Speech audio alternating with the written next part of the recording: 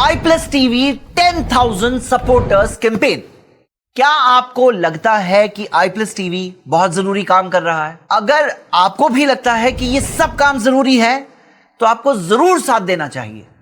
iPlus TV کو 10,000 supporters کی ضرورت ہے جو ہر مہینے اپنی طاقت کے مطابق سپورٹ کریں. واٹس ایپ پر صرف ایک message بھیجئے I support iPlus TV. میں iPlus TV کے ساتھ ہوں. ماشاءاللہ بہت اچھی اپیل ہے، اور یہ مطلب اپیل ایسی ہے کہ ہمارے جو ناظرین ہیں اگر یہ اپیل نہ بھی کی جائے تو ناظرین کو یہ بات سمجھنی چاہیے، اور جو لوگ مسلسل iPlus سے جڑے ہوئے ہیں، جو لوگ دیکھتے ہیں سنتے ہیں، ان کو اس بات کا اندازہ ہوگا بخوبی کہ جو کام ابھی ماشاءاللہ یہ چینل کر رہا ہے کتنا بڑا حجم ہے اس کا.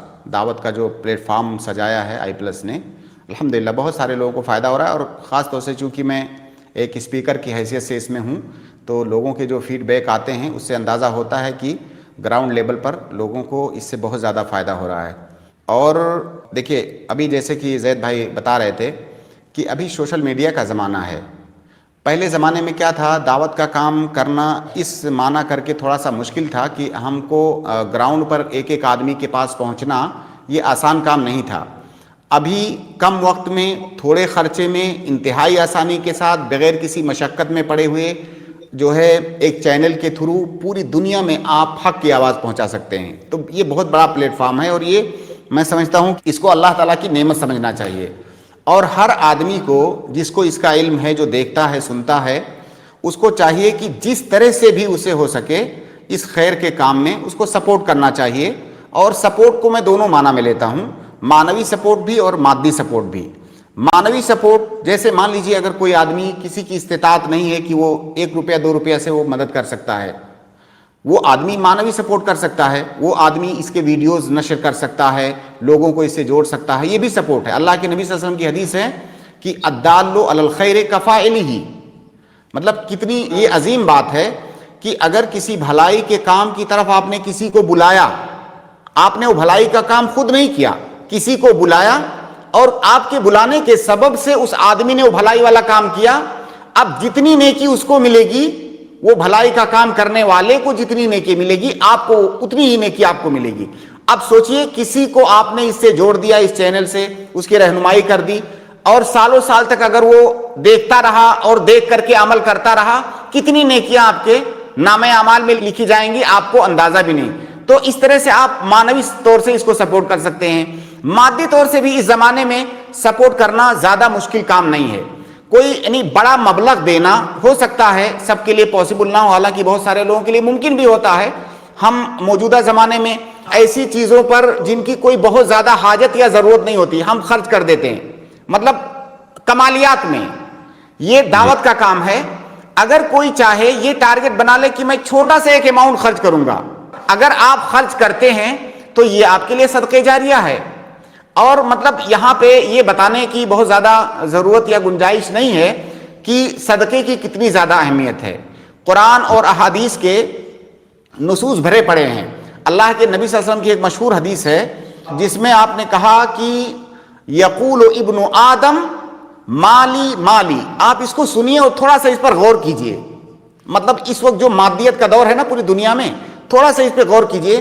اللہ کے نبی صلی اللہ علیہ وسلم کہہ رہے ہیں کہ اللہ تعالیٰ کہتا ہے کہ ابن آدم یعنی انسان کہتا ہے مالی مالی، میرا مال میرا مال، یعنی ہائے ہائے میں لگا ہوا ہے. جو ابھی موجودہ زمانے میں لوگوں کی حالت ہے، ہر آدمی مال کے پیچھے بھاگ رہا ہے، یہ میرا مال ہے میرا مال ہے، کما رہا ہے، بٹور رہا ہے اور اس کو جمع کر رہا ہے. آگے اللہ کے نبی صلی اللہ علیہ وسلم کہہ رہے ہیں، حدیث کے الفاظ ہیں، اللہ تعالیٰ کہتا ہے کہ اے ابن آدم حل لک یبن آدم من مالک الا ما اکلت فافنیت او لبست فابلیت او تصدقت فامضیت. یہ جو مال مال ہم کہتے رہتے ہیں نا، اللہ تعالیٰ کہہ رہا ہے یہ کوئی تمہارا مال نہیں ہے. تمہارا مال صرف 3 مال ہے. جو تم نے کھا لیا وہ تمہارا ہے، جو تم نے پہن لیا وہ تمہارا ہے، اور جو تم نے صدقہ کر دیا وہ تمہارا ہے. کھا لیا پہن لیا وہ تو دنیا میں ختم ہو گیا.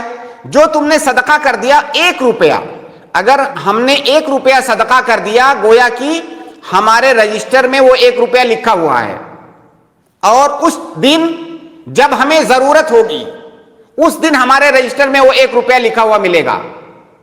اللہ کے نبی صلی اللہ علیہ وسلم کی حدیث ہے اتقوا النار ولو بشق تمرہ، کہ جہنم سے اپنے آپ کو بچاؤ چاہے ایک کھجور کے ٹکڑے سے ہی۔ چھوٹی چھوٹی چیزوں کو ہمیں معمولی نہیں سمجھنا چاہیے۔ تو یہ چھوٹی چھوٹی چیزیں جو دنیا میں ہم کسی بھی کار خیر میں، چاہے دعوت کے کام میں، کسی فقیر محتاج مسکین کی مدد کرنے میں، کسی بھی کار خیر میں ہم صدقہ کر رہے ہیں، وہ ہمارے نامہ اعمال میں لکھا رہے گا، اور ہماری اصل پونجی وہی ہے۔ تو صدقہ کی یہ فضیلت ہے، ہمیں اپنے آپ کو اس سے محروم نہیں کرنا چاہیے۔ جس طرح دنیا کی بہت ساری ہماری ضرورتیں پوری ہوتی ہیں، ہمیں کوشش کرنی چاہیے کہ چھوٹا سا ایک اماؤنٹ، چھوٹا سا، زیادہ نہیں تو 10 روپے۔ مان لیجئے کوئی آدمی اپنی عادت بنا لیتا کہ میں روزانہ 10 روپے صدقہ کروں گا، ہے نا؟ 10 روپے کون نہیں کر سکتا ہے؟ اور میں کئی دفعہ یہ چیز مطلب جوڑ کر کے حساب لگا کر کے بتاتا بھی ہوں کئی دفعہ لوگوں کو، کہ اگر ہندوستان کے مسلمان یہ عزم کر لیں کہ ہر مسلمان، ہر فرد سال میں 100 روپے دے گا، سال میں 100 روپے ہر مسلمان دے، تقریباً کتنے 20 کروڑ سے زائد مسلمان ہیں۔ آپ شمار کر لیجئے کتنا بڑا اماؤنٹ، 100 روپیہ۔ 100 روپیہ کون نہیں دے سکتا سال میں؟